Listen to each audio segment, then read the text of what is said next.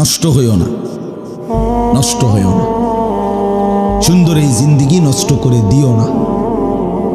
বুট বাদাম, চা biscuit, mobile, নাচ গান, অশ্লীল ছবি, বন্ধুদের আড্ডা, এই বারবার চুলের বাহার ইত্যাদি ইত্যাদি, এটা কোনো জীবন না।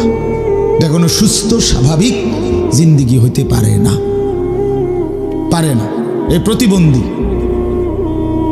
1 বছরে যে কমপক্ষে 5-6 আইটেমে চুল কাটছে, একবারই স্পষ্ট, যে কোনো ডাক্তার দেখাইলে কইব তে মানসিক প্রতিবন্ধী।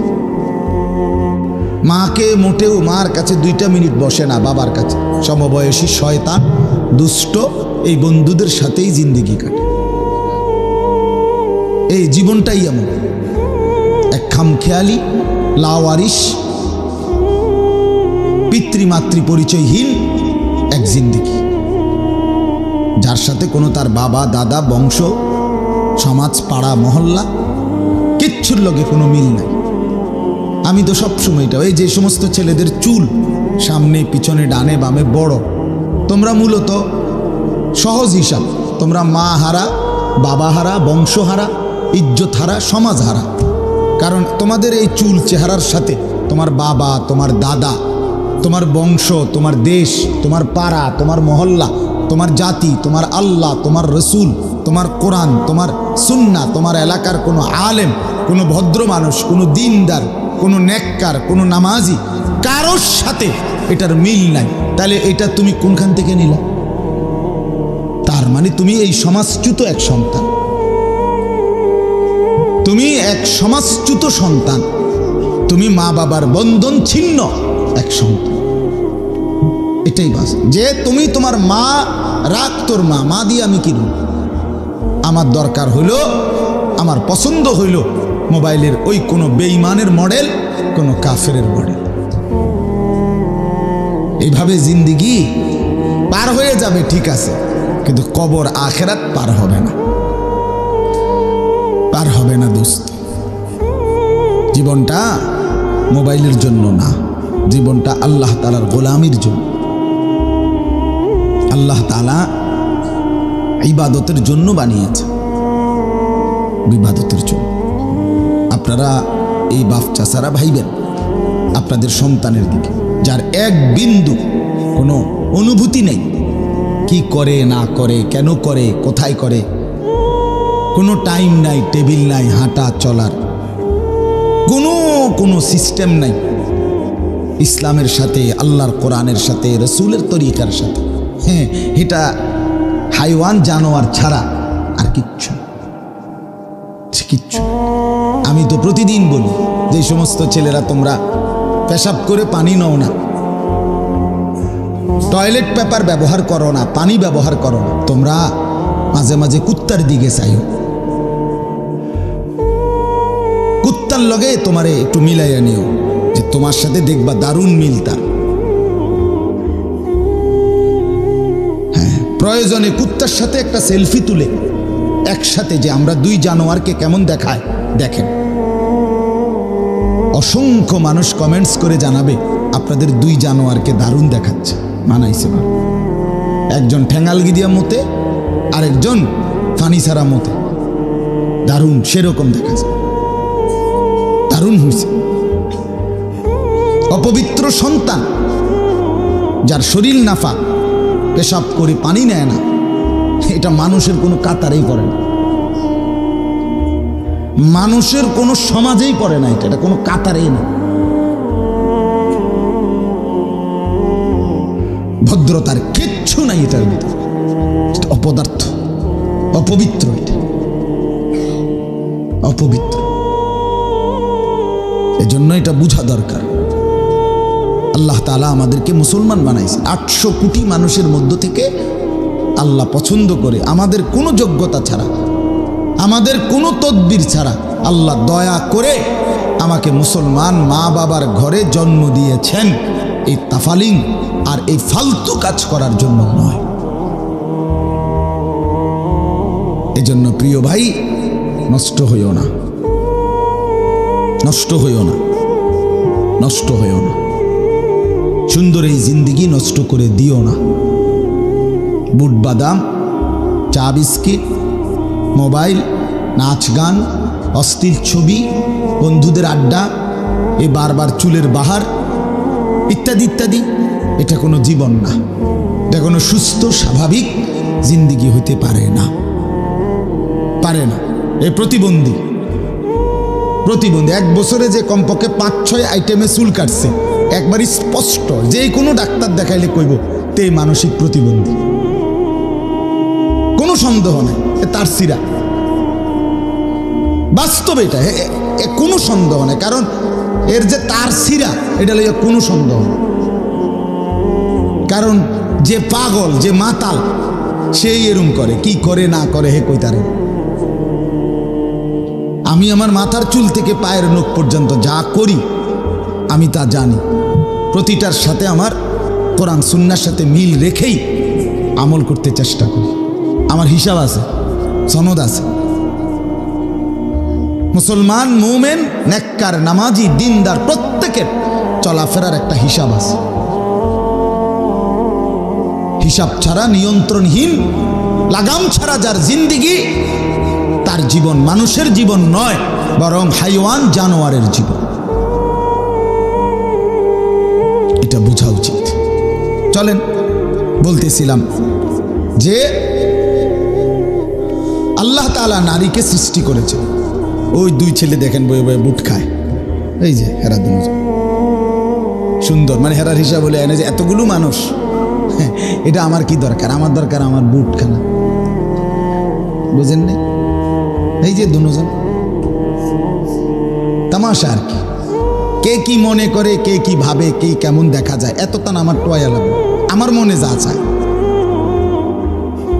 আমার মনে যা চায়, মা লজ্জিত হবে হোক, বাবা লজ্জিত হবে হোক, সমাজ লজ্জিত হবে হোক, আমার কি, আমার মনে যা চায়। এটা মুসলমানের জিন্দেগি না, সুস্থ স্বাভাবিক জীবন নয় বাপ। এটা বোঝা উচিত, এটা বুঝা। আমি একটু শক্তই, আমার এটা মেহনত, আমার এটা ফিকির, আমার এটা সাধনা। মুসলমানের ছেলেদেরকে বদলাইতে হবে। মুসলমানের ছেলেরারে না বদলাইলে আগামী প্রজন্ম কষ্টে পড়বে। আজকে যে ছেলেগুলো 12, 14, 16, 18, 20 বছরের নিচে, এরা যদি এভাবে নষ্ট হয়ে যায়, আগামী 20 বছর পরে এই সমাজ, এই দেশ, এই জাতি আলোকিত মানুষ আর খুঁজে পাবে না। কষ্ট হবে, তো কষ্ট হয়ে যাবে আগামী দিনে। এভাবে যদি ছেলেদের লাজ, লজ্জা, শরম, হায়া উঠে যায়, আগামী সমাজ নিরাপদ মাও পাবে না, নিরাপদ স্ত্রীও পাবে না, নিরাপদ সংসারও পাবে না। জিনা, ব্যভিচার, অশ্লীলতা, আপনজনের সাথে অসভ্যতা যদি ব্যাপক হয়ে যায়, তাইলে এই সমাজ পরিবার শূন্য হয়ে যাবে। এটা বই, কিতাবের কথা, আমি নিজে পড়ছি তাফসিরে। যে সমাজে মুসলমান জিনা, ব্যভিচার, পরকিয়া, অশ্লীলতার মধ্যে লিপ্ত, সেই সমাজ অল্প সময় ব্যবধানে প্রকৃত বংশ আর থাকে না, থাকে না। আপনি যেই কোনো চেয়ারম্যানরে, আমি জিগায়ে দেখছি, আপনাদের ইউনিয়নের চেয়ারম্যান, যেই কোনো চেয়ারম্যানরে জিগায়ে দেখেন এখন, যে চেয়ারম্যানরা সবচেয়ে বেশি মেল করে কিসের, কি নিয়ে ঝামেলা আছে? হ্যাঁ, এই আমি জিগায়ে দেখছি অসংখ্য, প্রতিদিন পেরেশান তারা এটা নিয়েই। স্ত্রী, স্বামী, ছেলে মেয়ের এই অশ্লীলতা, বেহায়াপনা, পরকিয়া, এই নিয়ে পেরেশান। আগামী দিনে স্বামী স্ত্রী, বাবা মা, ভাই বোন, আত্মীয় স্বজনের এই বন্ধন, পবিত্রতা থাকবে কিনা এই অস্তিত্বের মুখে। আমি নিজে আমেরিকান জামাত, কুমিল্লা ভিক্টোরিয়া বিশ্ববিদ্যালয়, ধর্মপুর কলেজ মসজিদে জামাত আসছে, তাবলিগের দাওয়াত, আমেরিকার থেকে ওনারা তাবলিগ জামাতে। আমি ওনাদের কাছে বসে কথা শুনছি। ওই ভাই বলতেছে, আমেরিকান মুসলমান, এখন বলতেছে আমরা এমন সমাজে থাকি যেই সমাজে একই ফ্ল্যাটে একই ঘরে এক রুমে মেয়েটা অন্য একটা ছেলে নিয়ে ঢুকছে, ছেলেটা আরেকটা মেয়ে নিয়ে ঢুকছে, মহিলাটা ছেলে বাচ্চাদের মা উনি আরেকটা পুরুষ নিয়ে ঢুকছে, আর এই রুমে পুরুষটা আরেকটা মহিলা নিয়ে ঢুকছে। 4 রুমে 4 জন। সারা রাত জিনা ব্যভিচারের পরে সকালবেলা সে বলছে, আমি নিজে শুনছি, বলছে হুজুর খতম খোদার, সকালবেলা এরাই আবার একসাথে বসে নাস্তা খায়।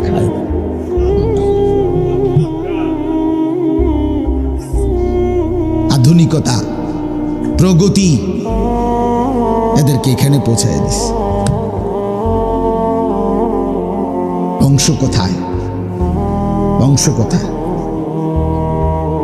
হালাল না হারাম, বৈধ না অবৈধ, কিচ্ছু দরকার নেই। ফ্রি সেক্স, অবাধ যৌন স্বাধীনতা, যে যাকে পারো যেখানে পারো, যে যার সাথে সম্পর্ক করার করো, অসুবিধা নেই, অসুবিধা নাই।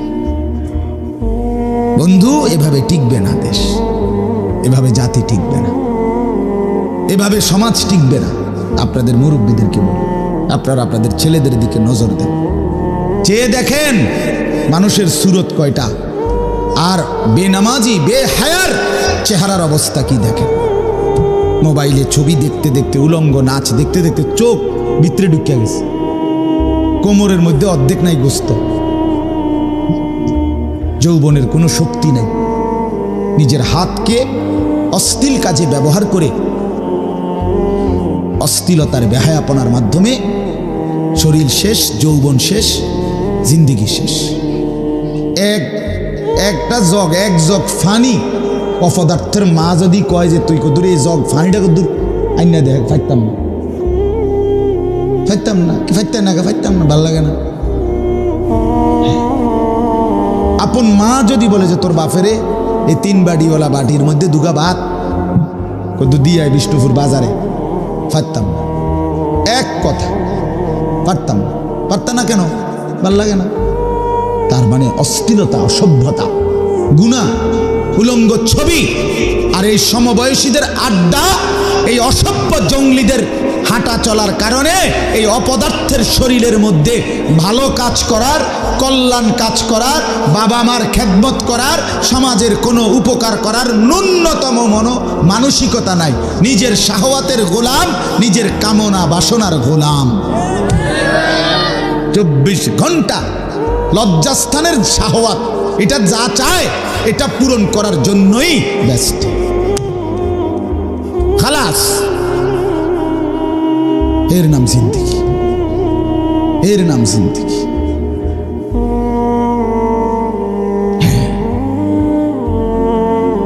শুধু শাহওয়াত পূরণ করা, শাহওয়াত, লজ্জাস্থানের চাহিদা পূরণ করা।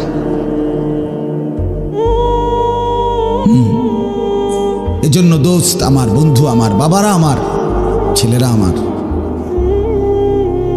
আমরা যদি এইভাবে চলতে থাকি, আগামী সমাজ, আগামী সময় কল্পনা করেন, সামনে তাকায়। বাংলাদেশের বয়স 1971 থেকে ধরলে একটি স্বাধীন সার্বভৌম বাংলাদেশের বয়স 50 থেকে সামান্য, নাকি? তাহলে 50 বছরের ব্যবধানে একটি সমাজের, যুব সমাজের যদি এই হালাত হয়, আগামী 50 বছর টার্গেট ধরেন। বুঝেন নাই কথাটা? এখনো তো বেশি দিন হয়েছে না। বাংলাদেশ খুব বয়স্ক না, তো অল্প না, 50-এ না। এখনই যদি এই হালাত হয়, তোমরা এখানে নামাজ পড়ছো কয়জন বলো? তোমরা আজকে মাগরিব পড়ছো কয়জন? এশার নামাজ পড়ছো কয়জন? তুমি মায়ের দুধ খাও নাই? তোমার রক্তে ইসলাম নেই? তুমি যে আল্লাহকে সেজদা করলা না, তুমি যে পেশাব করে পানি নাও না, তুমি মানুষের সন্তান না? তোমার মা তোমারে দুধ খাওয়ায় নাই? তুমি তোমার বাবার হাতে বড় হও নাই? তুমি কি লাওয়ারির সন্তান? তুমি কি রাস্তার ছাগল গরু? বলো মিয়া, এই ছেলেরা বলো না কেন? আজকের সারাদিনে এক ওয়াক্ত নামাজ পড়ো নাই, ফজর জোহর আসর মাগরিব। এই জানোয়ার, তুমি ঘুমাইবা কেমনে জানোয়ার? তুমি হাইওয়ান, মুসলমানের ঘরে ঘুমাইবা কেমনে? অসভ্য। তোর আল্লাহ নাই? তোরে কেউ বানায় নাই?